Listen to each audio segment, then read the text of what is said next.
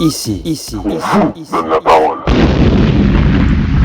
Comment une femme peut-elle assumer pleinement sa puissance sans avoir peur de ce qu'elle pourrait devenir?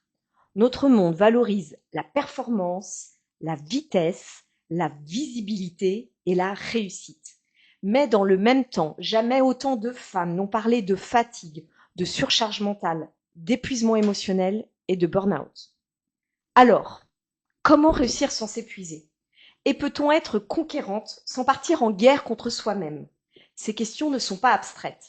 Le rapport Women at Work, représentant les points de vue de plus de 5000 femmes issues de 10 pays différents, montre une augmentation significative des situations d'épuisement professionnel chez des femmes qui ont des postes à responsabilité, particulièrement lorsqu'elles cumulent charge mentale, pression de performance et exigence de disponibilité permanente. Comme si la réussite s'accompagnait encore trop souvent d'un coût invisible, celui de s'éloigner de soi-même. Alors une autre question se pose. Existe-t-il une autre manière d'habiter sa puissance sans s'y perdre? De devenir ambitieuse sans devenir dure, de diriger sans se couper de soi, c'est précisément ce que nous allons explorer aujourd'hui. Bonjour Hélène Bouchard. Bonjour. Je suis ravie de t'accueillir aujourd'hui dans l'émission La Voix de Calliope. Bonjour Cécile. Bonjour. Donc, il est difficile de résumer ton parcours tant il traverse, je trouve, plusieurs mondes à la fois. Tu es agrégé de lettres modernes, docteur en littérature, mais aussi diplômé en philosophie linguistique et lettres classiques. Tu te consacres depuis toujours à l'enseignement, à la transmission de la pensée critique et d'expression évidemment orale et écrite. Tu enseignes dans des lycées, mais tu as aussi enseigné dans des institutions universitaires prestigieuses comme à la Sorbonne, à SAS et l'Université Paris-Descartes, où tu as formé des générations d'élèves et d'étudiants en droit, en économie, en sciences humaines, à l'art de penser et de s'exprimer. Au total, ce sont plusieurs milliers, il me semble 4500 étudiants qui ont croisé ton enseignement et ta méthode jusqu'à aujourd'hui. Mais te réduire à une carrière académique serait passer à côté de l'essentiel, car très vite, ton travail ne s'est pas limité à transmettre des savoirs. Une autre question t'a intéressé. Comment une pensée devient-elle une parole qui agit sur le réel? Cette recherche t'a conduite à explorer la rhétorique antique, les grands auteurs classiques, Platon, Cicéron, les sophistes, mais aussi les figures de leadership et de stratégie incarnées par des grands conquérants, qu'ils soient grecs et romains. Chez toi, la parole n'est jamais seulement un outil d'expression, elle est un outil d'action, un outil de transformation. Mais ce qui rend ton parcours singulier, c'est qu'il ne s'arrête pas aux mots. Et oui, tu es également musicienne, contrebassiste au sein d'orchestres symphoniques, tu as appris le rythme, la présence et l'écoute, et que ça ne s'enseignait pas de manière seulement théorique, mais aussi par l'écoute du corps. Tu es également donc, à propos du corps, ceinture noire d'aïkido, discipline dans laquelle l'énergie, la posture et l'équilibre sont essentiels, non pas dans la force brute finalement, mais plutôt dans la précision du geste et la maîtrise de soi. Donc deux pratiques qui t'éclairent et qui t'ont éclairé sur une conviction qui est assez centrale dans ton travail finalement. La puissance ne vient pas uniquement de l'intellect, elle vient de l'unité entre le corps, la pensée et la parole. Donc aujourd'hui, Hélène Bouchard, tu es conférencière, formatrice en prise de parole à impact et en leadership. Tu accompagnes des dirigeants, des managers, des entrepreneurs, notamment des femmes, des étudiants, mais aussi des profils plus atypiques, HPI, HPE, hypersensibles, TDAH, TSA, des personnes en tout cas qui sont traversées par une forte intensité mentale, émotionnelle et cognitive. Et chez toutes, il y a une problématique qui revient, comment transformer cette intensité en force sans s'y épuiser. Donc après une carrière déjà accomplie dans l'enseignement, tu as choisi à plus de 50 ans de créer en parallèle, il y a 2 ans, ta propre entreprise. Tu es également, et je pense que c'est bien de le rappeler, mère de 3 enfants, engagée aussi, parce que ça ne s'arrête pas là, dans plusieurs actions associatives en faveur de l'égalité femmes-hommes et de la transmission auprès des jeunes générations. Donc à travers tous ces univers, philosophie, enseignement, leadership, musique, combat, transmission, je souhaitais aujourd'hui explorer une question qui est centrale dans ton parcours. Comment permettre à une femme de déployer sa puissance sans en devenir prisonnière? Donc, ma première question, Hélène, c'est beaucoup de femmes aujourd'hui manquent en fait de confiance en elles. Et moi, je me posais vraiment cette question, est-ce vraiment un problème de confiance ou plutôt, est-ce qu'elles ne se donnent pas la permission d'être dans leur puissance? Alors, c'est une question extrêmement vaste et Oui, extrêmement complexe parce qu'il y oui, a beaucoup de thèmes différents dans la même question. oui, Si on prend les chiffres, mm, pour parler de la France, je ne ouais, parle pas des autres pays, on va en rester à la France, hein. L'égalité homme-femme est loin d'être gagnée. oui. En politique, bon, si on prend les députés, les sénateurs, on est à 33%, 36% à peu près de femmes. Ouais. Donc, bon, la parité n'est pas totalement atteinte. Mm. Dans le secteur économique, eh bien, on est beaucoup à la traîne. Il y a des différences de salaire quand même de 20%, ce qui est quand même beaucoup. À poste égal, pour qualification égale, temps complet, il y a quand même 4% qui traînent quand même dans les grandes entreprises. Bon, on n'est pas arrivé à une 4%. égalité, Mm, mm. voilà. Mais enfin, la réalité, c'est plus, hein, si on prend les chiffres, 22 000 à l'année pour une femme, 28 000 à l'année pour un homme pour un Des à travail équivalent. poste, ouais, ouais, Donc ouais, voilà, donc ouais. il y a quand même. Ouais, une grosse différence. Alors, dans le secteur de la culture, ben, les différences sont marquantes, hein. Par exemple, à l'Académie française, il y a eu 11 femmes en 3 siècles. Là, actuellement, il y a 5 femmes pour 30 hommes, hein. En Mm. publication, ben, il y a que 33% des publications qui sont féminines. En philosophie, c'est quasiment, on est quasiment sous-représenté, c'est beaucoup moins. Et puis, en ce qui concerne les prix Nobel, ben, il y a 4% de femmes seulement, surtout dans les Mm. Nobel scientifiques, on n'est quasiment pas représenté. Donc, tout ça pour dire que les chiffres semblent indiquer, surtout dans le domaine économique, et on est beaucoup plus à la traîne que dans le domaine politique, puisqu'il y a quand même la loi sur la parité qui fait qu'on approchera petit à petit du 50%. Les chiffres semblent indiquer que les femmes n'ont pas confiance en elles, puisqu'au niveau des capacités, tout le monde est d'accord, elles ont les mêmes capacités que les Ouais. hommes, hein. On n'est Mm. pas défavorisés à la naissance, hein. Ça n'existe Ah, tu nous pas. rassures. Voilà, voilà, voilà. Alors, par contre, j'aimerais soulever quand même quelques points qui font peut-être un petit peu mal à Ouais, considérer. vas-y, ouais, je t'en prie. Pose bien Voilà, contre et le micro. qui peuvent peut-être Ouais. enrichir notre réflexion sur cette Mm. parité homme-femme. Manque de confiance, peut-être, mais est-ce que c'est pas également, peut-être, je soulève une Ouais. question, j'ai pas la réponse, un manque d'appétence peut-être à certains postes ou à un certain positionnement social qui est pour l'instant masculin, mais est-ce que les femmes veulent cette place-là exactement? J'en suis pas tout à fait convaincue. Ok. Alors, pourquoi je ne suis pas convaincue que les chiffres qu'on donne en France sont des chiffres de position masculine où on essaye de mettre une parité féminine? Pourquoi est-ce que je pose cette question? Ouais. Je donne pas de réponse, hein, je pose juste des Ouais. questions, hein. Ce qui m'intéresse, par exemple, moi, dans des différences qui sont peut-être naturelles, mais encore une fois, il n'y a pas de vérité, hein. Moi, un homme me paraît très monocentré. C'est-à-dire qu'un homme, s'il a un travail qui lui plaît, il est capable de faire toute sa vie, travail, il rentre à la maison et c'est tout. Une femme, je pense que c'est beaucoup plus difficile d'être satisfaite en tant que femme si on a une vie professionnelle épanouie, mais rien d'autre d'épanoui. Mm. Je pense que nous, on est polycentré. Je pense que c'est Ah. une différence fondamentale. Ouais. Si on ne prend pas ça en compte, on va dire, oui, les femmes, il faut absolument qu'elles aient la carrière d'un homme, mais pas forcément, d'accord? Mm. Et puis la deuxième chose qui me paraît vraiment très très important à souligner, dans ce que je constate, en tout cas dans le monde de l'entreprise, c'est que les femmes sont très sensibles à la sécurité, l'homme beaucoup moins, l'homme va plus à l'aventure. Et ce désir de sécurité qu'on constate chez un certain nombre de femmes, par exemple au niveau des levées de fonds auprès des banques, eh bien ça ne va pas donner les mêmes résultats. Les femmes quasiment font pas de demande de levée de fonds pour une entreprise. Elles vont monter une petite entreprise, par exemple, sachant que si elles font faillite, voilà. Donc En tout les hommes cas, prendraient plus de risques, c'est ça que t'es. alors les hommes, oui, je pense Quelque que part moins peur de l'instabilité oui, matérielle. oui, alors bon, il y a plusieurs choses qui pourraient expliquer hein, ce désir de sécurité de la femme. Est-ce que c'est physiologique? On est quand même Ouais. Bah moins oui. forte. Est-ce que c'est parce que on a Historique ou toujours même. historique? Bien sûr. Alors il y a beaucoup dans Ouais. tout ce que je dis, il y a beaucoup évidemment. Je ne retire pas de cette discussion le fait que majoritairement on est des êtres humains, donc 98% déterminés par la culture et l'histoire. Mais Ouais. les 2% qui restent, qu'est-ce qu'on en fait? On est quand même des animaux. Ah. Hein, Ouais. et on ne peut pas dire qu'on n'est que des êtres à 100% sociaux. Ouais. Je n'y crois pas une seule seconde. Je pense qu'il y a des facteurs, des déterminations masculines et féminines qu'il faut prendre en compte, bien sûr en les Mm. interrogeant, parce qu'il n'y a pas de vérité à ce sujet.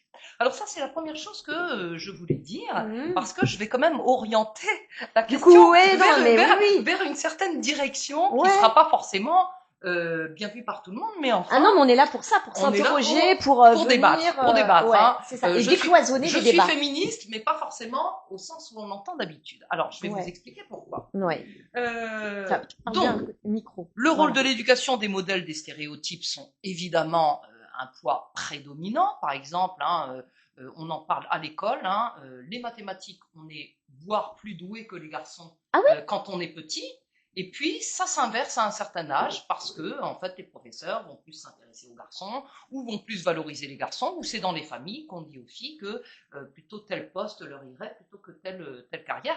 Donc là, il y a un gros travail qui est fait actuellement, et j'en fais partie d'ailleurs de ce travail, pour essayer de sensibiliser au fait que les stéréotypes enferment les filles vers un certain nombre de carrières, alors que au niveau intellectuel, évidemment, on est aussi forte que les garçons en maths.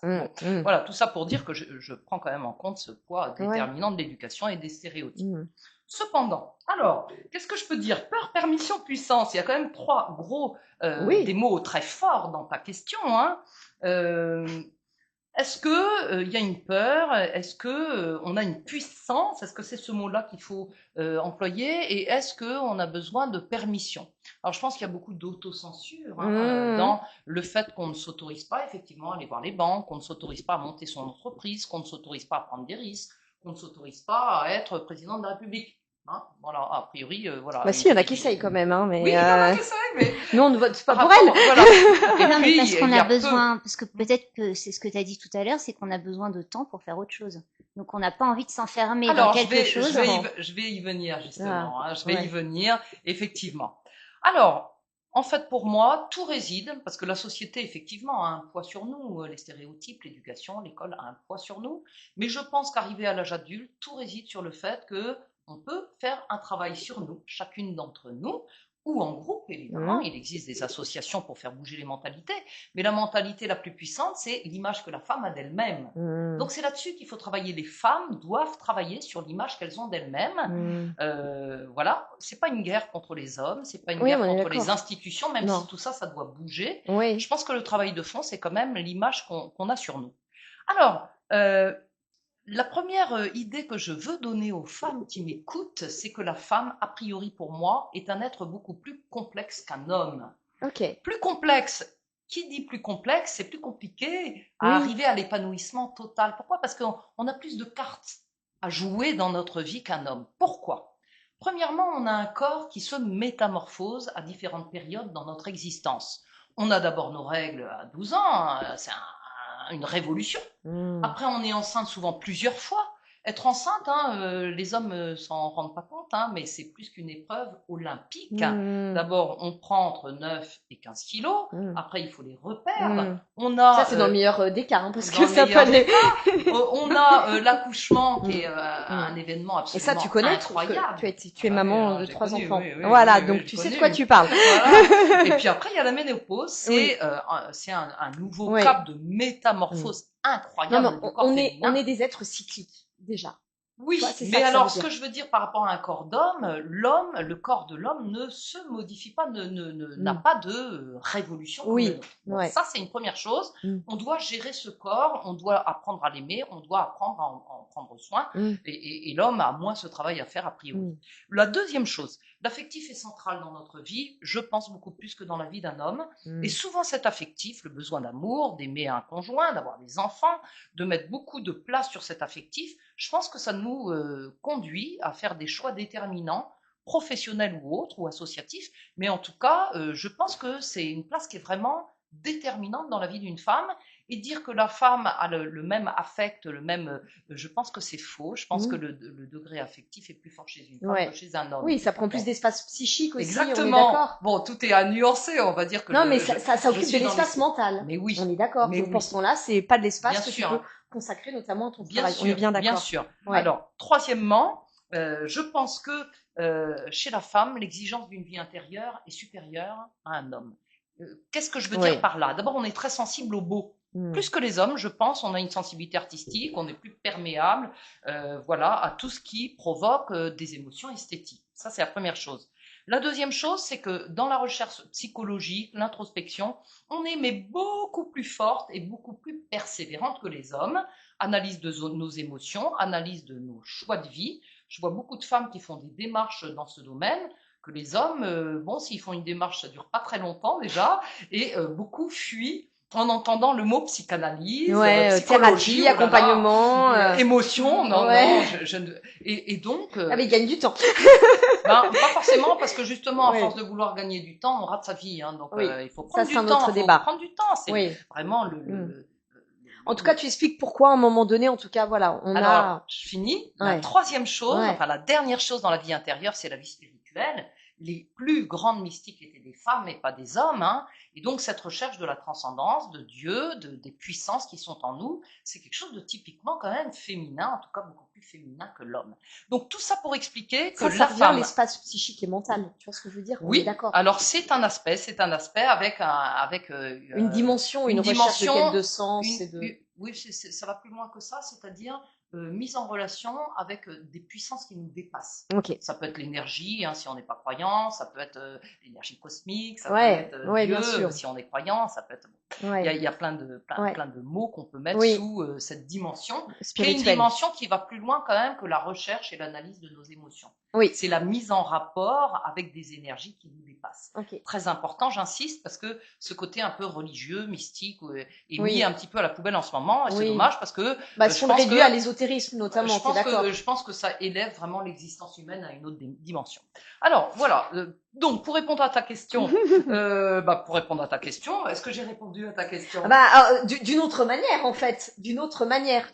Tu expliques pourquoi, en fait, on ne peut pas raisonner, enfin, avoir une approche finalement, une question presque masculine à une réponse qui est finalement bien plus complexe. Voilà, on y reviendra ça, en tout à fait. l'heure sur les autres questions, mais je pense qu'une femme, c'est plus complexe qu'un homme. Peut-être qu'on peut avoir la position d'un homme, et certaines femmes y arrivent très bien, Oui. mais on a tellement d'autres places qui nous appellent également. C'est pas ou. Mais ce que fait un homme, on est capable de le faire, sauf qu'il y a toute une dimension féminine en général, ne peut pas tenir un homme, que nous tenons et que nous devons développer. Donc c'est plus complexe comme voilà, la puissance d'une femme est infiniment plus élaborée. Non, mais oui, derrière, évidemment, il fallait rentrer dans le vif du sujet. Il y a un mystère de la femme que Oui. n'atteindra jamais un homme. Oui.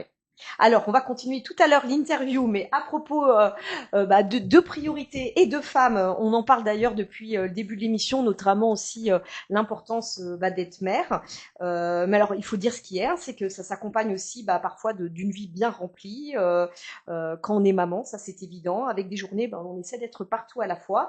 Et cette période, certaines d'entre vous l'ont traversée il y a quelques années. D'autres sont peut-être en plein dedans aujourd'hui. Et c'est précisément à travers ces fragments de vie que notre nouvelle chroniqueuse Cécile Cohen-Fary a choisi de nous emmener. Je suis très heureuse aujourd'hui de t'accueillir dans l'émission La Voix de Calliope. Merci voilà, Aurélie, tu es moi une aussi. nouvelle voix dans cette émission. Donc Cécile Cohen-Fary, pour te présenter à quelques mots, tu es comédienne, tu es conteuse, tu es artiste de la voix et tu es créatrice de Mon héritage sonore. Donc à travers ta chronique baptisée Les histoires de Cécile, tu vas nous faire découvrir régulièrement des récits inspirés de ta vie quotidienne, dans lequel, j'en suis sûre, chacune de nous pourra se reconnaître à un moment donné. Donc aujourd'hui, tu vas nous emmener entre réalité et fiction dans le souvenir d'une jeune maman débordée il y a 9 ans. On t'écoute. Eh bien, écoutez, ce matin, je me lève, bien entendu avant les enfants. 7 heures, je suis en pleine forme. En fait, je me suis couchée à 22 heures pour pouvoir dormir 9 heures cette nuit. Pas de tout inopportune de la part de mes chers petits, ni de frayeur nocturne, non. Une nuit paisible et douce. La table du petit déjeuner ayant été préparée la veille, j'ai le temps de prendre une douche et de m'habiller avant de réveiller mes loulous. 7h30. Petit déjeuner tous les trois, papa s'habille, son thé est chaud. Et hop, on file se laver les mains en chantonnant pour se donner du baume au cœur. Un petit coup d'eau sur la figure, on enfile les vêtements qui avaient été préparés la veille, en fonction de la météo, bien sûr. Quelle idée. 8h, mes petits anges sont prêts. Enfin presque, une couche à changer, une bouche à essuyer, rien de bien grave. Bref, je les laisse jouer dans le salon pour finir de me préparer, maquillage léger, subtil parfum, boucle d'oreilles coordonnées à ma tenue, petit talon. Oh, les baskets, non, Pas de basket, moi, Aurélie. Oh, je suis une femme. Bref, je reviens dans le salon et je les retrouve en train de jouer calmement. Oui, calmement. Oui, calmement. Je les coiffe gentiment. Oui, gentiment. Gentiment, Aurélie, ça veut dire sans cri. Oui, tout à fait. Et nous enfilons manteaux et chaussures. Le premier qui a mis ses chaussures a gagné. Allez, on y va, les loulous. Oh, en moins de temps qu'il ne faut pour le dire, les petits sont habillés, installés dans la poussette, prêts à partir. Il est 8h20. Nous sommes à l'heure pour l'école. Je vois passer les parents qui courent en transpiration. Non mais les pauvres. À ce soir, les loulous. Eh oh, on se réveille? Appel à toutes les mamans. Bip, bip, bip, bip, bip, bip, bip. Appel à toutes les mamans. Ceci n'est pas la vérité. Non. Non mais sérieux, vous m'avez cru, franchement. Ah. Alors là, voici la vérité, je vais vous la dire. Couché à 1h du mat après un doux sommeil interrompu 3 fois par des tétines qui se font la malle. La vérité, c'est que mon fils a chopé une bronchiolite et que c'était la course toute la journée. On a filé à la poste un colis à récupérer, puis à la boulangerie, et enfin on a décroché un rendez-vous chez le docteur. Assis dans la salle d'attente, on commence à chanter. Ainsi font les petites marionnettes. Ainsi font, 3 tours et puis s'en vont. Ainsi font, parce qu'on continue à chanter. Et on continue, et encore, jusqu'à s'impatienter. La vérité, c'est qu'il est 11h45. Quand on rentre enfin à la maison après un marathon, et là, vite le bib. Il a faim, je shoote dans des Legos. Ce salon est un grand bazar. Il faut ranger la cuisine, la vaisselle du petit déjeuner, aérer les chambres, faire partir une lessive, faire l'euro, prendre sa température, lui redonner du Doliprane et enfin l'endormir. 14h. Ouf, petite pause.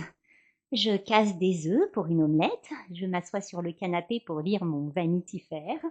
Oh, le numéro spécialité, ça vous dit quelque chose? Non? Bah alors, les 10 marques de maillots de bain incontournables. Hein? Et comment faire pour voyager léger? Non mais franchement, moi j'en suis grisée. Je m'en fais toute une joie. Mon fils chouine un peu. Je l'entends à peine. Non, c'est pas lui, ça doit être le voisin. Puis un peu plus. Ah, là, c'est vraiment lui. Et puis ce sont des hurlements.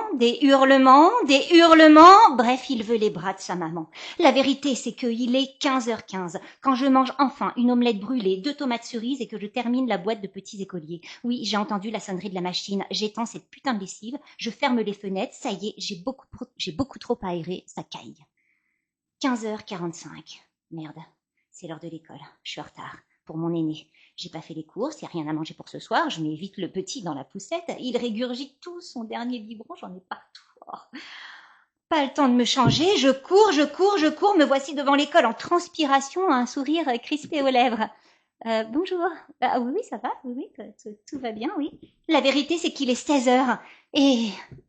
Mais c'est quoi qui va pas? Ah, bonjour mon chéri. Tu as passé une bonne journée? Ah, le goûter? Ah, hop. J'ai oublié ton goûter. Du pain et de l'eau à la cantine? Ah oui, bah c'est bien ça, c'est bon, oui. Si on va au parc? Ah bah non, on va pas au parc, non, on rentre là. On rentre. Ah, tu veux pas? T'es en colère? Tu veux pas marcher? Ne crie pas et ne me parle pas sur ce ton, je ne suis pas ta copine de la cour de récréation. Non mais... Oui, on va aller acheter un pain au chocolat, bien sûr. Tu aimes bien, toi, les pains au chocolat. Ah non, tu aimes plus les pains au chocolat, c'est un croissant, alors? Pas de Ah bah alors rien. Eh bien, c'est maman qui commande et on rentre à la maison. Arrête d'arracher la tétine de ton petit frère. Stop. On se calme. Pardon? Ah, tu es un chevalier, tu vas me combattre? Toi? Faites attention, monsieur le chevalier, car moi je suis une reine et j'ai des gardes pour me protéger. Bon, allez, Trésor, on y va? Monsieur le chevalier, excusez-moi. Ok, ça marche, ouais. mais bien sûr qu'on va au parc. Mais oui, on va au parc. Et le pain au chocolat, pas de problème pour le pain au chocolat. Mais oui, et tu promets d'écouter maman, bien sûr. Mais bah oui. Alors c'est super, tu promets, hein? Ouais, tu promets. Ok. Moi aussi, je t'aime, mon ange. Ah, mais moi aussi. Mais je t'aime, je t'aime. Boum. Ah, la vérité, c'est que on les aime jamais trop, ces chers petits. Mais zen, soyons zen. Du sang-froid dans les veines, soyons zen. Quelle heure il est, Aurélie? 16h, non, 15h50. 15h50, je file chercher les loulous. Ah, alors, laisse-moi une minute quand même pour te remercier pour ton partage. J'ai vraiment hâte de t'écouter ces histoires. Même si ça fait 2 jours pour préparer cette chronique, qu'on est débordés toutes les deux et qu'on s'interrompt mutuellement, qu'on n'a même pas le temps de finir nos vocaux sur WhatsApp. Donc, c'est vraiment incarné. En tout cas, à travers ce récit, je te remercie, Cécile. Tu nous rappelles que les souvenirs les plus précieux naissent souvent au cœur de notre quotidien. Et alors, je vous invite tous à découvrir l'univers de Cécile, consacré à la mémoire, à la transmission et à la voix, vous l'aurez compris, sur monhéritagesonore.com. Un grand merci Cécile pour cette première chronique. Et sauve-toi pour aller chercher tes loulous. Voilà. Je me sauve. Vous savez, Voilà. toutes ces petites phrases là qu'on dit en permanence. Allez, mets ton pyjama, fais attention à toi, prends ta gourde et tout, c'est que de l'amour qui déborde. Bon. Oh là là. Merci encore et sauve-toi. Alors, nous, on va continuer justement parce que tu le disais tout à l'heure et je trouve que Cécile l'exprimait très bien, en fait, que finalement, les femmes, oui, une carrière, mais il n'y a pas que ça. Et il y a tout ce que tu parlais aussi de monde intérieur, de richesse. Là encore, je trouve qu'à travers toute sa créativité, c'est ce qu'elle exprime aussi. Je pense que tu n'as pas à me contredire voilà, sur cette belle histoire. En revanche, ce qui m'intéressait aussi dans ton parcours, alors là, il n'y a pas que la question des femmes, il y a aussi la question des hommes. Tu as étudié les plus grands orateurs de l'histoire et moi, je me disais, mais qu'est-ce qu'ils ont compris finalement de la nature humaine que nous, on a peut-être oublié, tu vois? Alors, je vais reprendre également la question. En fait, on n'a pas oublié les orateurs. Actuellement, il y a de très grands orateurs Oui. et de très grands discours toujours actuellement. Bon, le dernier en date sur lequel j'ai fait une petite analyse, c'était le discours de Maluret en mars 2025 contre Trump. Mais sinon, un de mes orateurs favoris, ça a été par exemple Badinter en 1981 contre la peine de mort. Ouais, mais tu vois, ça date. Ça date, mais avant de mourir, quand même, en 2021, il a participé au 40e anniversaire de cet événement français et c'était vraiment de toute beauté. On écoute des gens comme ça et on tombe à la renverse tellement c'est beau. Mais effectivement, c'est hérité des recteurs grecs et romains. Oui. Alors, Cicéron, en fait, dont on a tout hérité, qui est mort en 43 avant Jésus-Christ, donc il est du 1er siècle avant Jésus-Christ, et c'est vraiment lui qui nous apporte en fait les fondements de la rhétorique occidentale. Donc lui, il répertorie un petit peu les dimensions humaines dont on a besoin pour parler de façon impactante. Oui. Alors, première dimension humaine, évidemment, c'est la raison. Descartes disait la raison est la chose du monde la mieux partagée. Effectivement, tous les hommes, toutes les femmes sont dotés de cette raison. Et donc, quand on veut faire un discours à impact, premièrement, il faut argumenter et s'adresser à la raison des personnes qui nous écoutent, qui sont face à nous. La deuxième dimension humaine très importante, si on veut avoir de l'impact, c'est la dimension affective cette fois-ci. Donc il faut convaincre, certes, mais il faut également persuader par un certain nombre de choses et notamment faire appel à des sentiments universellement partagés, par exemple la pitié. Pour Rousseau, c'est un sentiment inné, Ouais. La colère, l'indignation ou au contraire l'admiration.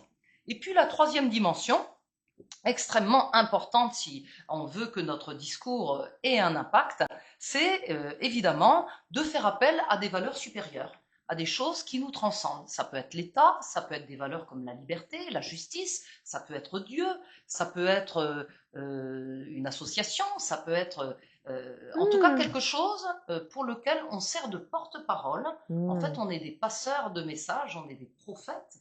Et s'il manque cette dimension et qu'on parle en notre nom, on loupe en fait l'impact qu'on peut avoir sur les gens qui nous font face. On ne parle jamais en notre nom, mais on est habité de valeurs morales, transcendantes, esthétiques, et on est, en tant qu'orateur, une locomotive, et l'auditoire qui nous fait face, on l'emmène dans ce voyage qui nous conduit vers un monde qu'on est en train de créer. La parole, c'est un acte de création. C'est un acte qui modifie le monde qui nous entoure et donc il est important de ne pas dire n'importe quoi et pas dans n'importe quel sens parce que les mots, c'est de l'action. Les mots informent le Les monde. mots, c'est de l'action. Les mots, c'est de l'action. Le verbe est créateur. Hein. Il est dit au début de la Bible, Oui. Dieu créa le ciel et la terre en disant que la lumière soit et la lumière fut.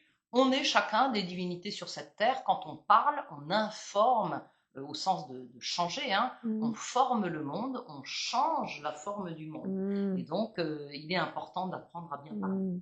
Alors, ce qui est intéressant, moi, je me suis arrêtée, tu vois, toujours par rapport un peu à ce fil rouge au niveau des femmes, sur la deuxième dimension, avec l'idée des émotions. Et alors là, je me dis, mais est-ce que pour le coup, nous, les femmes, on n'a pas déjà ça de manière innée en nous, de pouvoir aller comme ça, tu vois, inviter par notre peut-être caractère plus empathique, tu vois, à susciter de l'émotion, tu vois. Est-ce que Oui. ça, c'est quelque chose qu'on a de manière...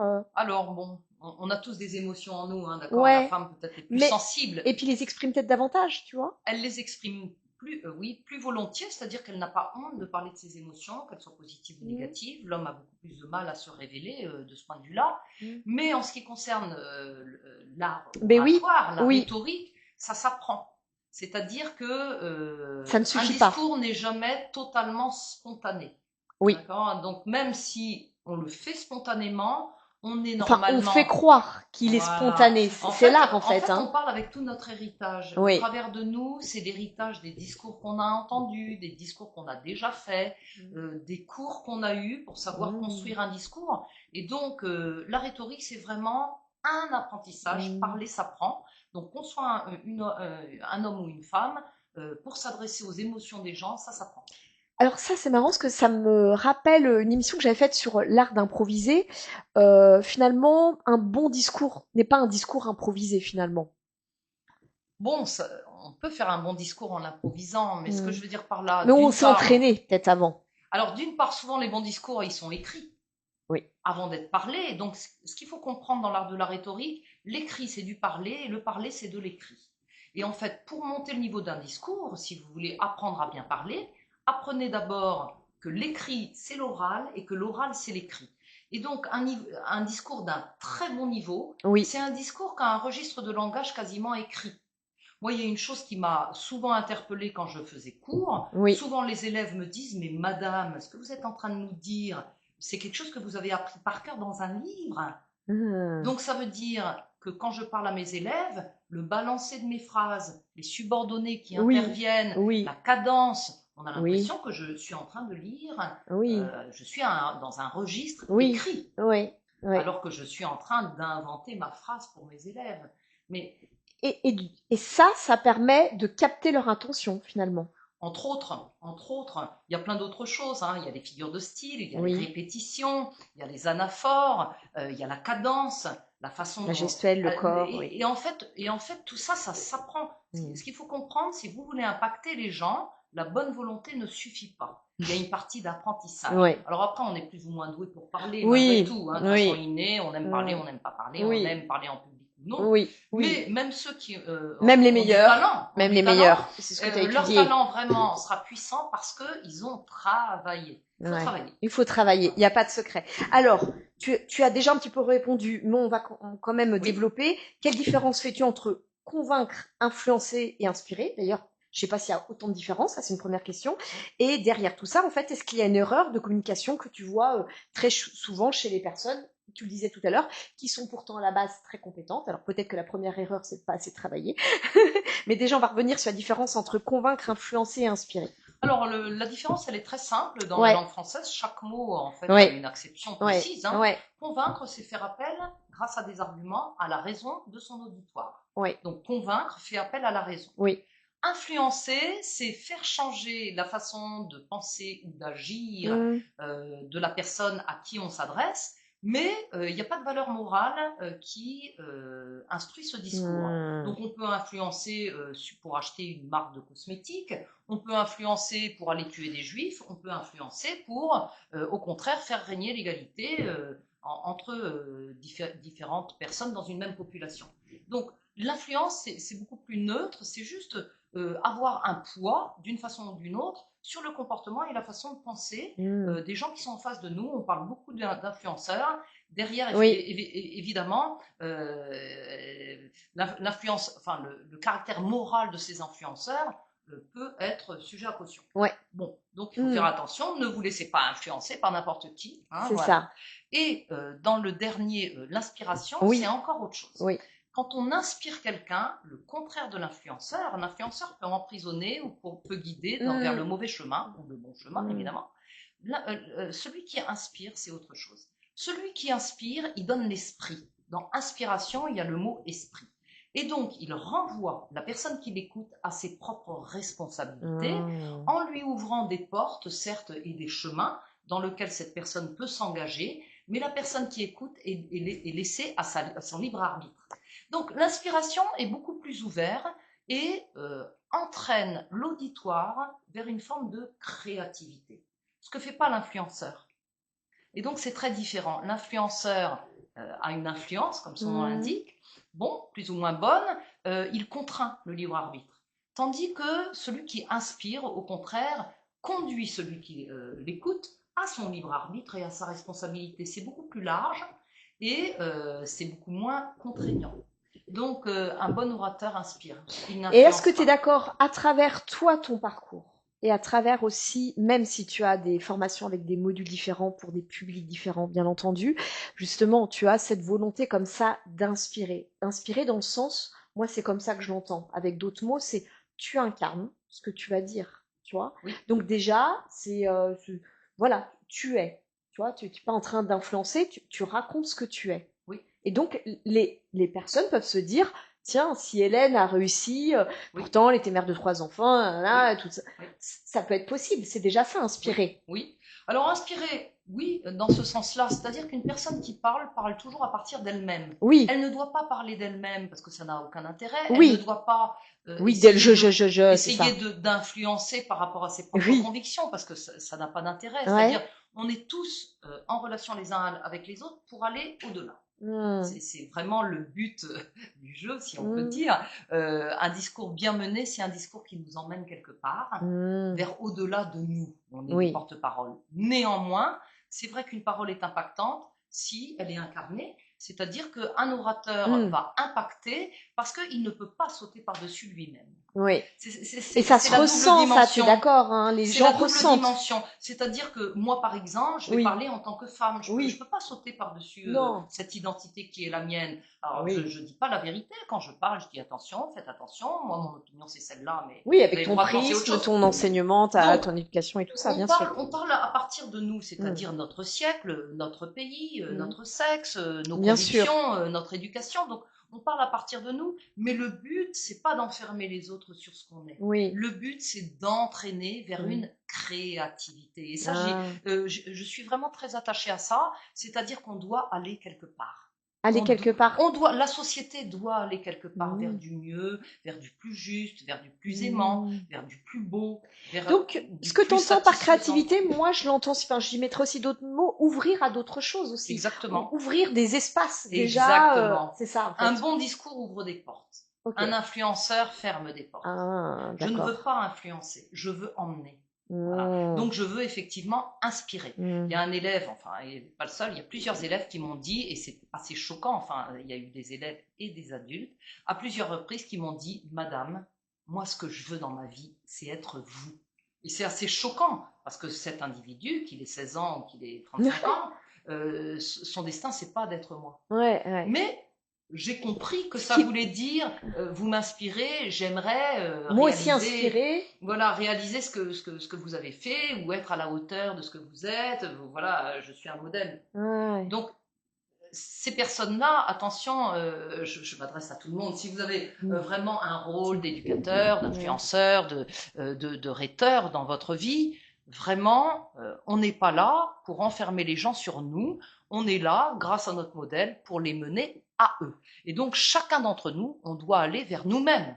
Oui, c'est ça, parce qu'il n'y a pas de bonne ou mauvaise réponse, il n'y a pas un bon ou un mauvais chemin, en fait. On a chacun notre destin et on est là pour ouvrir des portes, et chacun doit aller vers soi-même, vers ce qui correspond à notre destin. Et évidemment. Et derrière, il y a l'idée que ta parole soit juste et impeccable, non? Il y a un peu de ça que j'entends derrière. C'est-à-dire? Bah, en fait, toi, quand tu t'exprimes, tu vois, en tant que formatrice, en tant qu'enseignante. Il faut avoir beaucoup de morale. Faut être très droit. Parce qu'en fait, on a des rôles en tant qu'enseignant, en tant qu'éducateur, en tant que femmes qui ont des positions dans des associations. On a un poids terrible et donc ce poids-là, il ne faut pas l'utiliser dans le mauvais sens. Il faut être très droit. C'est-à-dire que on n'est pas là pour emmener les gens vers le mauvais chemin, on n'est pas là pour emmener les gens vers soi. Voilà, il faut être très désintéressé. Ouais, ouais. Nous, notre vie, elle n'a un intérêt que extrêmement limité. Ouais, hein. ouais. Chacun a une vie extrêmement limitée, qui est sacrée, hein, certes, mais limitée. Et donc, on doit emmener les autres vers eux-mêmes et vers une collaboration entre les humains. Voilà, on est ensemble, il faut vivre ensemble et je crois que c'est le but de notre existence, c'est de s'aimer de mieux en mieux et de faire régner la justice et l'amour. Donc tu réponds un petit peu à ma question quand je disais quelle est l'erreur de communication que tu vois peut-être le plus souvent quand tu parles justement d'éviter d'enfermer en fait. C'est peut-être comme ça que tu le résumerais? Alors oui, Ouais. moi les plus grosses erreurs Ouais. quand même de communication que je vois un petit Oui. peu partout, c'est des gens qui parlent sans prendre en compte de la population à laquelle ils s'adressent. Donc on parle toujours pour quelqu'un, on parle toujours en fonction de quelqu'un et pour emmener quelqu'un quelque part. Et si ça c'est pas assimilé à la prise de parole est ratée. Est-ce qu'on s'adresse à des jeunes de 15 ans? Est-ce qu'on s'adresse à des femmes? Est-ce qu'on s'adresse à des personnes qui sont émotivement abîmées? Voilà. Et il faut prendre en compte la sensibilité, le développement mental, les considérations émotionnelles des personnes qu'on a en face de soi. Alors après, c'est difficile parce que en fonction aussi de ton public, s'il est très hétérogène, là, ça devient plus compliqué. Bien sûr, donc là, il faut savoir quel est le but de ton intervention. Où est-ce que tu veux emmener les gens? Plus le public est large, plus ton vocabulaire doit être simple. Oui. D'accord. Oui. Plus tu dois prendre en compte que tu as des jeunes, des vieux, des hommes, des femmes, des personnes qui sont développées intellectuellement, d'autres qui n'ont pas toutes ces compétences. Et donc, il faut aller vers la simplicité pour pouvoir parler à tout le monde. Oui. Alors, j'en viens après à une question qu'on a un petit peu abordée tout à l'heure indirectement à travers la chronique de Cécile. Moi qui m'interpelle, et encore une fois peut-être encore plus, alors moi chez les femmes parce que je suis une femme, mais comment réussir sans s'épuiser et quels sont les signaux que le corps en fait nous envoie lorsque nous commençons un peu à nous éloigner de nous-mêmes. Moi ce qui m'intéresse en plus, et je le disais tout à l'heure dans la présentation, c'est qu'en plus tu es sportive, tu es ceinture noire d'aïkido, tu es musicienne, enfin voilà, tu n'es pas que dans l'intellect et dans l'enseignement. Donc, tu as toujours été en même temps au contact et à l'écoute de tout ça. Alors, la première chose indispensable pour réussir, c'est un mot qui est trop large. Oui. Réussir, ça veut dire quoi? C'est vrai. Est-ce que c'est réussir professionnellement? Est-ce que c'est gagner beaucoup d'argent? Oui. Est-ce que c'est être épanoui? C'est vrai. Réussir, c'est toujours par rapport à un objectif. Oui. Est-ce que l'objectif réussir, c'est de gagner 10 000 par mois, par exemple? Est-ce que réussir, c'est d'avoir un mari ou une conjointe avec qui on s'entend? Est-ce que réussir, c'est être en bonne santé? Oui. Voilà. Donc, il faut se donner des objectifs. Voilà, c'est le but dans notre vie, c'est de la construire, donc se donner des objectifs. Pour réussir, il faut d'abord analyser ton objectif. Quel est cet objectif? Est-ce que c'est ton objectif ou est-ce que c'est quelqu'un qui te l'a donné? Est-ce que c'est un objectif qui cache pas une douleur? Donc c'est peut-être un faux objectif. Donc il faut analyser tout ça. Est-ce que c'est un objectif où il y a trop d'obstacles ou c'est un objectif où tu vas avoir beaucoup d'aide autour de toi? Est-ce que c'est un objectif qui correspond à tes capacités a priori? Voilà. Est-ce que c'est un objectif qui est louable? Si tu as comme objectif de te balancer du 3e étage, je dirais tu vas peut-être réussir, mais est-ce que l'objectif était bon? Non, d'accord? Ouais. Donc, pour réussir, ce qu'on appelle réussir, d'abord, quel est ton objectif et est-ce que tu as visé tous les paramètres pour voir que c'était un objectif, désirable. Déjà, si l'objectif c'est d'être maigre parce que tu vas être belle et de perdre 20 kilos, c'est pas bon non plus. Donc, est-ce que c'est désirable? Et 2, si c'est désirable, est-ce que tu es en phase avec cet objectif? Est-ce que tu ne te demandes pas l'impossible? Si tu me dis, moi, mon objectif, c'est d'apprendre à voler sans aile et sans avion, non, ça ne marche pas. Donc, une fois que tout ça, ça a été vu, analysé, compris, et que, ok, c'est bon, après, il y a 3 piliers pour réussir, pour répondre à ta question, qui correspondent à ma méthode d'accompagnement, de formation et de training, hein, si j'ai des gens à accompagner. Un, c'est le corps. Donc le corps, c'est le socle de la réussite. On ne réussit pas, quel que soit notre projet, si notre corps n'est pas avec nous, ou si nous ne sommes pas, plus exactement, notre propre corps. Alors on est dans une civilisation avec héritage judéo-chrétien et en plus grec. Donc on a un double héritage qui dévalorise le corps, qui dévalorise. Ah. Et oui, et malheureusement, hein, on C'est est vrai. dans une philosophie dualiste. On vit dans cette société dualiste d'héritage, avec d'un côté le physique, de l'autre côté le spirituel, et une dévalorisation de tout ce qui est physique par rapport au spirituel. Donc, quand on le sait, en Asie, c'est pas du tout comme ça, hein, c'est une philosophie tout à fait opposée. Quand on le sait, ben, on essaye de rééquilibrer les choses et de redonner de l'importance à ce corps, à côté duquel souvent on vit sans vivre dedans. Tout à fait. Et donc le corps, c'est quoi? Alimentation, sommeil, exercice physique, massage, plaisir, et donc prendre soin de son corps. Donc l'énergie, il faut le dire, si vous voulez réussir, il faut avoir de l'énergie. Le premier levier de l'énergie, c'est le corps. Et les gens qui passent cette étape, ils ne réussiront pas, je vous le dis, d'emblée, je vous le dis. Quelqu'un qui réussit professionnellement, quel que soit le domaine, c'est d'abord un sportif de haut niveau physiquement. Homme ou femme. Homme ou femme. Homme ou femme. Et la femme plus que l'homme, parce que la femme, en plus, a un corps qui change. Donc la femme, elle doit s'occuper presque 2 fois plus de son corps que l'homme. Oui, mais là, toi, j'ai envie de te répondre, tu vois, je me fais un peu l'avocat du diable. Oui, mais quand? Tu vois? Ah, alors ça, c'est mon 3e point. Ah. Mon 2e point pour réussir, Oui. c'est la gestion de ton mental. La gestion de ton mental, c'est très large, hein. C'est est-ce que tu as bien analysé, par exemple, les moyens pour arriver à ton objectif? Si tu agis mais sans réfléchir, tu n'y arriveras pas. Le mental, c'est également des pensées récurrentes qui nous handicapent, par exemple, sur la mésestime de nous. Donc ça, faut travailler dessus. Ouais, tu parlais Par tout à exemple. l'heure en accompagnement, en thérapie, notamment Voilà. les femmes, pour le coup. Ça peut être une mésestime des autres. Ben, si tu mésestimes tes collègues, tu ne vas pas y arriver non plus. Hein. Ça peut être une mésestime de l'autre sexe, donc tu ne vas pas y arriver non plus. Ouais.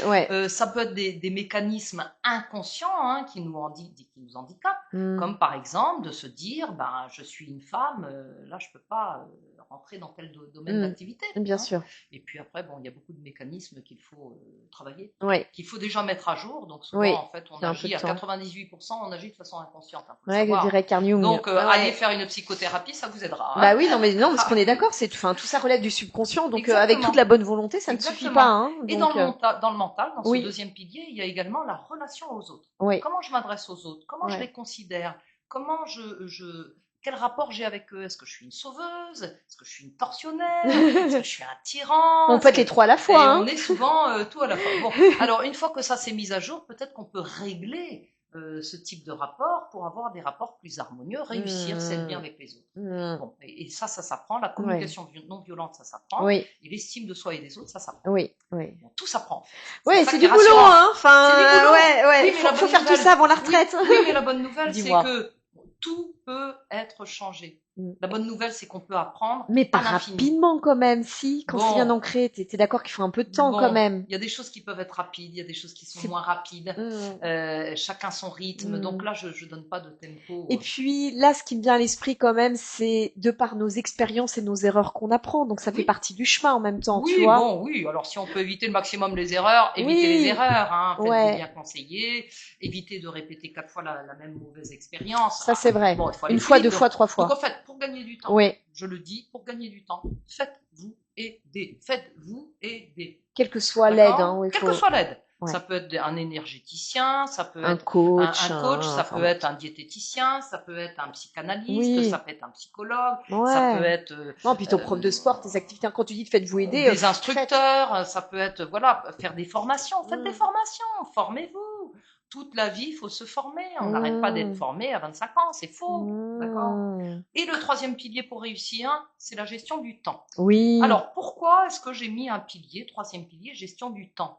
Parce qu'en réalité, tout le monde me dit, j'ai pas le temps. J'ai envie de dire peut-être encore plus les femmes, parce que tu disais tout à l'heure. Tu disais tout à l'heure. Mais tu vois, tu disais tout à l'heure. Parce que nous, les femmes, on veut s'enrichir dans différents univers. Donc, on a peut-être encore moins le temps que les autres. Ce n'est pas une fatalité. Il n'y a pas de destin qui nous tombe dessus pour qu'on se dise. Il ne faut pas qu'on se victimise. Donc, ce qu'il faut se représenter, c'est qu'on a une certaine contenance. On a déjà 24 heures par jour et pas plus. On a 365 jours par an, pas plus. Et on a une vie, bon, grosso modo, on n'ira pas au-delà de 120 ans, si on a de la chance. Si on a de la chance. Mais grosso modo, c'est plutôt 80, 85 ans. Bon. On n'aura pas plus. Donc, on a une contenance. L'erreur fondamentale, c'est de vouloir mettre plus que ce qu'on peut contenir. Donc, si on dit « j'ai pas le temps, je cours après le temps, je suis débordé », posez-vous la question, vous avez mis des choses en trop. Donc, qu'est-ce que vous pouvez retirer pour être plus paisible? Ou quelle méthode vous pouvez employer pour aller plus vite sur des tâches qui n'ont aucun intérêt? Donc, tout ça, ça se réfléchit. Déléguer, enlever le perfectionnisme, c'est ça qu'on va venir. Enfin, c'est ce qui me vient à l'esprit là tout de suite, Exactement. notamment. Mais surtout, au fond, on a peur de la mort et donc on remplit le panier. Il faut faire, faut faire, faut faire. Mais pourquoi?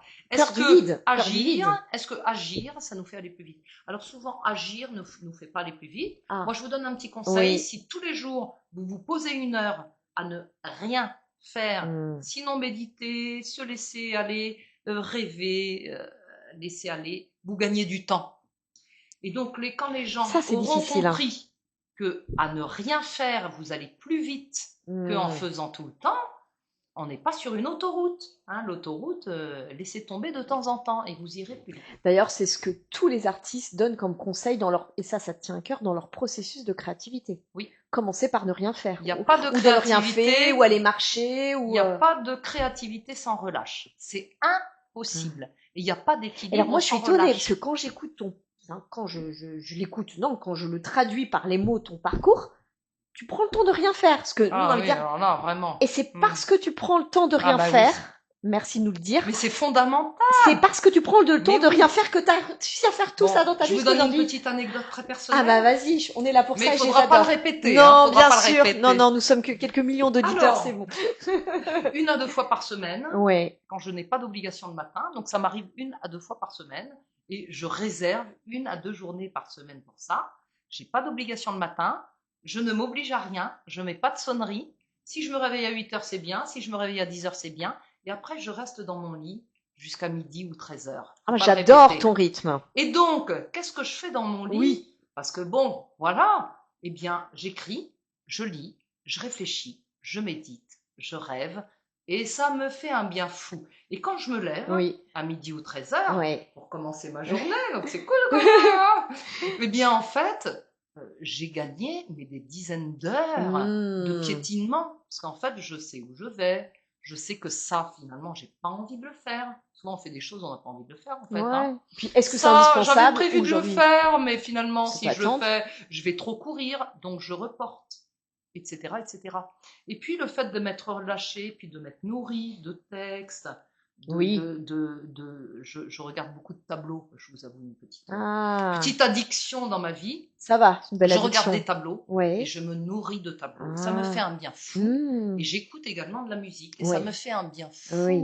Et donc, cette nourriture spirituelle, Ouais. quand je me lève à 13 heures, j'en suis gonflée, j'ai une énergie nouvelle, j'ai d'autres idées qui me viennent et donc ça nourrit ma Et créativité. t'es super efficace. Du Et coup, je tu commences suis à midi. hyper efficace. Et Parce voilà. que là, pour le coup, j'ai eu, entre guillemets, mon compte. C'est-à-dire que j'ai eu ce dont j'avais besoin, Ouais. qui me fait du plaisir, un plaisir fou. Ouais. Et donc, j'avance dans ma vie Ouais. en faisant des relâches comme ça. C'est une autre gestion du temps, en fait. On n'est plus sur du rapport quantitatif, mais sur de la Voilà. qualité, parce qu'on peut être 8 heures devant son ordinateur comme ça ne sert à rien et à attendre de perdre son Exactement. temps. Et là, t'as quelque chose qui Exactement. vient, les connexions neuronales se font plus rapidement. Oui. Ouais. Alors, j'ai une autre petite recette quand Ouais. même personnelle. Ça Ah. marchera peut-être pas pour tout le monde. Non, mais elle peut inspirer Minimum certains. 1h15 de sport par jour. Minimum 1h15 de sport par jour. Alors Qu'est-ce que pourquoi t'appelles sport 1h15? Dormir n'est pas du sport. Non, ça peut être du sport modéré, ça peut être un petit footing, ça peut être un peu de muscu, Ah non, ça peut moi, être du yoga. sport modéré, moi, c'est marche, s'il te plaît, Hélène. Ben, marche rapide. Alors qu'est-ce qui se passe au bout d'une heure et demie? Oui, 1h15, à chaque fois c'est 1h15, votre cerveau change, il pivote. 1h15. 1h15. Ouais. Il pivote, c'est-à-dire que des soucis que vous aviez, vous ne les avez plus. Si vous aviez des tensions, vous n'avez plus de tensions. Si vous faisiez du souci, vous ne vous faites plus de soucis. Et s'il y avait un problème qui vous occupait, vous trouvez la solution. Donc 1h15, pile, Donc, il va se passer quelque chose la au niveau mise en mouvement neuronal. du corps et des énergies, c'est ça qui Oui, se passe. oui. Ok. Et ça, on peut pas le remplacer. Excuse-moi. Tout le monde n'a peut-être pas. T'as quand même un profil quand même bien sportif. D'autres pourraient peut-être le remplacer par, je sais pas, moi c'est ce qui me vient à l'esprit, préparer un repas, une Non, recette. il faut bouger son corps, il faut respirer, il faut ingérer de l'oxygène. Donc il faut bouger. Donc même une activité artistique, musicale. Non, ça ne remplace pas. Nous ne sommes pas des animaux sédentaires. Ok, mais alors moi, quand je t'écoute, excuse-moi, si on se lève à midi, Mais et non, puis mais qu'après, il faut une ou deux fois consacrer... par semaine. Ok, 1 ou 2 fois par c'est semaine. déjà pas mal. Non, mais quand on travaille, après on travaille. Tu comprends ce que je veux dire? On n'est Ouais. pas feignants. Mais alors, tu vois, On moi, j'ai envie de faire travaille, on l'avocat du travaille. diable. Je suis sûre qu'il y a des mamans qui vont me dire, elle est gentille, Hélène, c'est très sympa, mais moi, j'ai 2 ou 3 enfants, c'est pour ça que j'en parle, parce que tu en as aussi. C'est des choix. Le travail, enfin, C'est il faut des qu'on se lève à choix. 5 heures. Pourquoi? Parce que tu as du transport, Ouais. déménage. On peut pas toujours. Ah, c'est des choix. Ouais. C'est des choix. Mm. Pourquoi? Parce que tu veux une grande maison, donc il faut que tu sois à 60 km de Paris. Ben, habite un studio et tu seras moins fatigué. Ok. C'est des choix. Oui. C'est-à-dire que la vie, c'est des cartes. Ouais. Tu as déjà vu des tireuses de tarot? J'adore Oui. ça, je trouve ça très poétique. Donc elles ont des cartes, elles les battent comme ça, puis après, elles étalent comme ça, 9 cartes, 12 cartes, après, elles posent des cartes sur des cartes. La vie, c'est ça. C'est-à-dire que nous avons des cartes à notre disposition. Oui. Et de temps en temps, au lieu de rester dans un ordre inamovible, bouge cette carte-là, toutes les autres bougent. Ok. Ça peut être le logement, Ouais. ça peut être le travail, Oui. ça peut être le fait que tu t'es donné des obligations avec tes enfants, mais ils n'ont pas besoin de ça. Ah oui, tout à fait. Peut-être que tu t'es donné l'obligation d'aller les chercher à l'école à 4 heures. Ils en ont rien à faire que tu viennes les chercher Bah, à surtout 4 qu'il y a heures. peut-être d'autres Eux, solutions, ils ils peuvent leur venir à aimeraient pied jouer au bus. avec leurs copains jusqu'à Oui, 18 heures. oui, on peut les mettre à la garderie. Pourquoi tu t'es donné Tout à cette fait. obligation? Tout à fait. Etc., etc. Je suis d'accord. Bouge une carte. Toutes les autres bougeront. Et il ne s'agit pas forcément de faire la révolution, d'aller Non. divorcer, d'aller vendre tes enfants parce que tu les supportes plus, ou de te couper une main parce que tu travailles trop. Non, c'est pas la question. mais c'est le conseil que tu pourrais donner. Commence déjà par changer une carte déjà dans... Déjà, regarde tes cartes. Pourquoi ça coince? Pourquoi tu te dis je me lève à 5 heures, puis après je me couche à 11 heures? C'est là qu'on a besoin de se faire aider quand même. Hein. T'es d'accord? Ça marche Ouais, pas. là on a besoin quand même d'un coach ou Mais d'un oui. parce que là tout seul on va se Faites-vous sentir. aider. Oui. Faites-vous Ouais. aider. Faites-vous aider. Ouais, On ouais. est dans une société, du super service. On a des services partout. Pourquoi vous ne les utilisez pas? Ça coûte de l'argent? Oui. Mais un cancer aussi, ça coûte de l'argent, d'accord? Une dépression nerveuse, ça coûte de l'argent. Le fait que vos enfants ratent leur itinéraire scolaire parce que vous êtes une maman dépressive, ça coûte de l'argent. Tout Oui. coûte de l'argent. Alors, vaut mieux dépenser de l'argent pour aller bien que dépenser de l'argent quand tout va mal. Oui, tout d'accord. Ouais, Il complètement. faut se faire aider. Faites-vous aider. Ouais. Ça coûte de l'argent, oui, Ouais. mais le but, c'est pas d'avoir de l'argent. Le but, c'est de le dépenser Ouais, pour son bonheur. ouais. Bah, tu parlais de réussite. Qu'est-ce qu'on appelle réussir d'ailleurs? Il vaut et mieux voilà. se faire aider et ne pas aller en vacances 15 jours au ski que de payer 7000 € pour 15 jours de vacances au ski et de faire une dépression parce qu'on est surbooké, on ne se fait pas aider. Essayez de... Bah d'ailleurs, les neurologues, je sais plus comment il s'appelle, un que j'aime beaucoup, mais justement, il préconise, lui aujourd'hui, j'aime beaucoup cette préconisation, parce que je la transmets autour de moi. Il dit, arrêtez comme ça de faire en bloc, genre 8 jours au ski l'hiver et vos 3 semaines l'été. Faites-vous des petites pauses régulièrement. Donc lui, il parlait déjà pour des gens, tu vois, qui ont un contrat avec des horaires bien établis, de se faire des petits week-ends prolongés. Mais toi, tu vas pousser un petit peu plus loin aussi, en même dans la semaine, avec des matinées et des grasses mat prolongées. Mais bon, ceux qui travaillent toute la semaine du lundi au vendredi, tu aurais déjà envie de leur dire, faites-le déjà le samedi, dimanche. Et je suis complètement d'accord avec toi. Complètement d'accord, ouais. Mais arrêtez de penser que la vie est uniforme. Pourquoi est-ce qu'on travaille du lundi au vendredi? Ça, c'est un gros déconditionnement que toi, tu viens apporter et que tu invites les gens à pourquoi faire. Est-ce qu'on travaille du lundi au vendredi? Oui. Moi, ça me dérange pas de travailler le samedi et le dimanche. Ouais. Par contre, la semaine, effectivement, j'ai des moments à moi. Mais surtout qu'on a le plaisir de travailler, parce que parfois Bien tu sûr. peux même plus avoir l'impression de travailler, quoi. Bien Tu sûr. œuvres. Alors, quand on n'a plus de plaisir à travailler, posez-vous une question. Normalement, il faut avoir du plaisir à travailler. Donc, vous me dites, je peux pas, mais on peut. Alors, quand je t'écoute quand même, Liberté. est-ce que toi, tu as cette chance inouïe d'avoir un super jeu de tarot dès ta naissance? Ou est-ce que, intuitivement, toi, qu'est-ce qui s'est passé pour que toi, tu as déjà tout cet équilibre dans ta vie?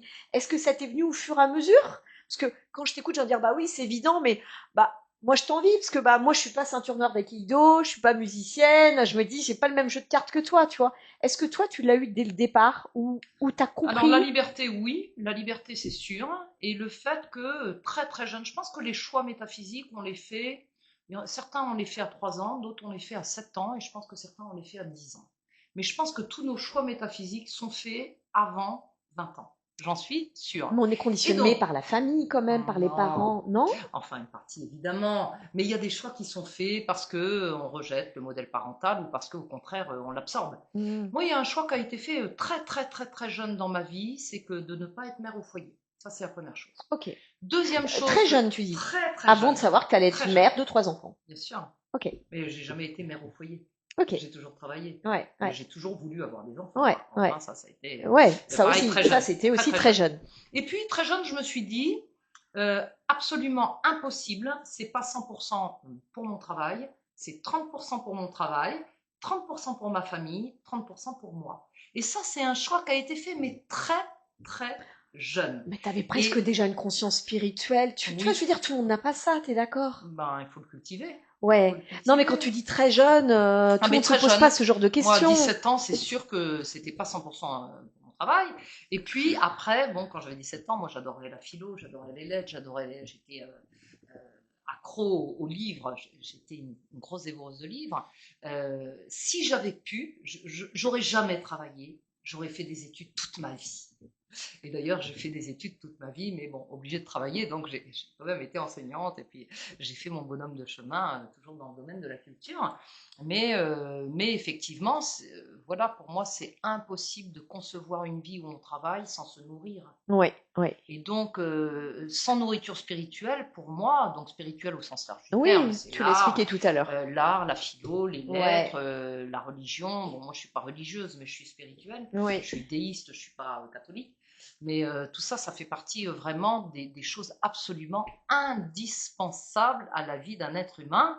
Comme dit la Bible, j'ai étudié la Bible, c'est pour ça que je fais pas mal référence à la Ah, Bible. oui. Comme dit la Bible, l'homme ne se nourrit pas que de pain, mais également d'esprit. Ça, c'est une des plus belles paroles qu'on lit dans le Nouveau Testament. L'homme ne se nourrit pas seulement de pain. Donc voilà, on n'est pas là juste pour travailler, gagner de l'argent et se payer des vacances au ski et une grande maison. Ça n'a aucun sens. Ouais, Aucun sens, ouais, aucun sens. ouais, ouais, Voilà. ouais, ouais. Donc ça, c'est une des clés. Et justement, ça serait peut-être, pour conclure, un des messages les plus forts. Alors, évidemment, moi, je m'adresse beaucoup aux femmes, mais justement, quel est, si tu avais un message que tu voudrais qu'on retienne aujourd'hui, tu vois, pour nous les femmes, pour prendre notre place, mais c'est intéressant ce que tu disais, peut-être pas, enfin, dans le sens de réussir, mais dans le sens de réussir pour soi, parce que C'est ça. on l'a dit au départ, hein, S'épanouir. voilà, de S'accomplir. s'épanouir, de s'accomplir. Quel serait le message premier peut-être à retenir, ou tu sais la première clé pour venir Alors, la première clé, c'est qu'une femme, c'est pas un homme. ça te Voilà. l'a déjà dit en introduction. Donc, une femme, c'est pas un homme. Une femme, c'est plus complexe qu'un homme. Une femme peut tenir sans problème toutes les fonctions qu'a un homme actuellement, c'est sans problème. Vous avez absolument les capacités, la légitimité pour devenir présidente de la République, députée, sénatrice et directrice générale d'une entreprise 440. Il n'y a Ouais, aucun y a problème. mais On est vraiment ouais, intelligente, on est forte, on est ouais, vaillante, on a toutes les capacités. Mais mais une femme, c'est pas un homme, c'est beaucoup plus complexe. Ça réclame de la vie beaucoup plus de choses. Et donc, quand vous aurez pris conscience que notre vie, elle se déploie de façon beaucoup plus large qu'une vie masculine, et écoutez cette voix qui vous parle. Vous avez une vie affective énorme à déployer. Vous avez peut-être une vie maternelle si vous voulez être femme, peut-être pas, mais en tout cas, c'est une des voies, en tout cas, qui est absolument mystique, incroyable, mystérieuse, passionnante. Voilà, en tout cas, moi, ça fait partie de ma vie à part entière. C'est une des plus belles choses que j'ai faites, sans doute, dans ma vie, c'est d'avoir 3 enfants et de les avoir aimés comme je les ai aimés. Voilà, c'est dit. Et vous avez une vie artistique, vous avez une vie spirituelle. Je pense que la femme est l'avenir de l'homme. La femme est l'avenir de l'homme. Ça veut dire quoi? Ça veut dire qu'en fait, on est leur sibylle, on est leur prophète, on est leur, je dirais pas éducatrice, ça fait un peu réducteur pour l'homme, mais on est la parole, on est la voix d'épanouissement de l'homme. Donc soyons des femmes à part entière, c'est-à-dire peut-être avec ce côté masculin qu'on peut absolument et tout à fait légitimement déployer. Mais la puissance féminine, c'est une puissance qui est beaucoup plus large, beaucoup plus ample, qui est extrêmement intérieure. Pensez à l'utérus, on est des utérus, hein. C'est-à-dire que on a à l'intérieur de nous, spirituellement, un lieu fécond où on peut faire germer une vie nouvelle. Et on est porteur de cette vie nouvelle, de cette communauté nouvelle, de ces valeurs nouvelles, qui sont des valeurs aux antipodes de la guerre, aux antipodes de l'injustice, aux antipodes de la souffrance. Et voilà, tout ce qui se passe dans le monde et qui m'arrache vraiment les tripes, on est là pour apprendre aux hommes qu'on peut vivre autrement et qu'il y a autre chose à faire que à se lancer des bombes et à se menacer à s'insulter et à se faire du mal et à fermer la voix des femmes, parce que pourquoi est-ce que les hommes, dans un certain nombre de pays, ferment la voix aux femmes dans tous les sens du terme, hein, la voie et la route, hein, c'est parce que la femme a des choses à leur dire qui sont des choses divines et que l'homme, pour l'instant, dans ce contexte de guerre qui est la nôtre, hein, l'homme s'éloigne du divin et nous devons ramener l'homme au divin. Donc nous sommes des prophétesses, nous sommes des sibylles, nous sommes l'avenir de l'homme et il faut prendre ce destin au sérieux parce que si la femme n'est pas elle-même, si la femme ne prend pas conscience de cette puissance infinie qui est la sienne, qui est une puissance très féminine, eh bien l'homme ne sera pas sauvé non plus. Donc il faut nous sauver nous, mais il faut sauver l'homme également. Donc en fait, sauver l'humanité. Merci beaucoup pour ton discours très très inspirant qui me parle beaucoup. Et avant de refermer cette conversation, j'aimerais vous partager une réflexion un peu plus personnelle. Il y a parfois des rencontres qui nous apportent des réponses et puis il y a celles qui nous obligent à nous poser des questions. Cette rencontre avec Hélène a été de celle-là. En fait, lorsque je t'ai rencontrée pour la première fois lors d'un salon consacré à l'excellence au féminin, j'étais impressionnée.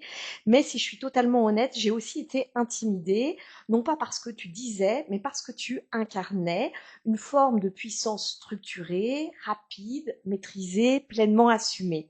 Une femme cultivée, brillante, engagée, qui semblait occuper sa place avec évidence. Et je crois ce qui m'a déstabilisée en fait ce jour-là, ce n'était pas vraiment toi en fait. C'était la question que ta présence faisait naître en moi. Serais-je capable moi aussi d'habiter une telle puissance sans m'y perdre? Parce que je crois que beaucoup de femmes en fait connaissent ce moment particulier où elles se retrouvent face à une version possible d'elles-mêmes, une version forte, une version ambitieuse, une version capable, une version qui attire autant qu'elle inquiète. Et si cette puissance pouvait m'épuiser, me conduire à un burn-out, et si elle pouvait me couper de moi-même, et si pour réussir, je devais sacrifier une partie de ce qui m'est essentiel, ma famille, mes loisirs, mes amis, pendant longtemps, j'ai cru que la puissance consistait à tenir, à porter, à avancer, à ne jamais ralentir, comme si être forte signifiait pouvoir supporter davantage que les autres. Mais avec le temps, et surtout les expériences, voire les échecs, j'ai compris que la puissance ne se mesure pas uniquement à ce que l'on est capable d'endurer. Elle se révèle aussi dans notre capacité à nous respecter en avançant, à poser des limites, à rester reliés à nous-mêmes, à ne pas nous trahir au nom de la performance ou de la reconnaissance. Et c'est sans doute ce que je retiens aujourd'hui le plus de cette conversation également. La puissance n'est pas une question de domination, n'est pas une question de contrôle, n'est pas une question d'accumulation. Elle est sans doute, voire certainement, une question d'alignement. Une manière d'être pleinement soi, sans avoir besoin de se durcir, sans avoir besoin de se suradapter, sans avoir besoin de mener une guerre permanente contre soi-même. Aujourd'hui, ce que cet échange m'inspire, c'est une forme de réconciliation, ne plus opposer puissance et douceur, ne plus opposer ambition et équilibre, ne plus opposer réussite et maternité. Et peut-être que le véritable défi pour nous les femmes de notre époque n'est pas de devenir plus puissantes, peut-être est-il d'apprendre à ne plus avoir peur de nos propres puissances intérieures, d'oser prendre notre place sans culpabiliser, de réussir sans s'épuiser, d'avancer sans se perdre et d'incarner pleinement ce que nous sommes sans se justifier, parce qu'en vérité, la plus grande conquête n'est peut-être pas celle du monde extérieur, c'est celle qui nous permet enfin d'habiter pleinement notre nature profonde, avec confiance, avec liberté, sans avoir peur de qui nous sommes sincèrement. Merci. Merci Aurélie. Merci à toi Hélène. Pour Merci. ce discours. Merci beaucoup.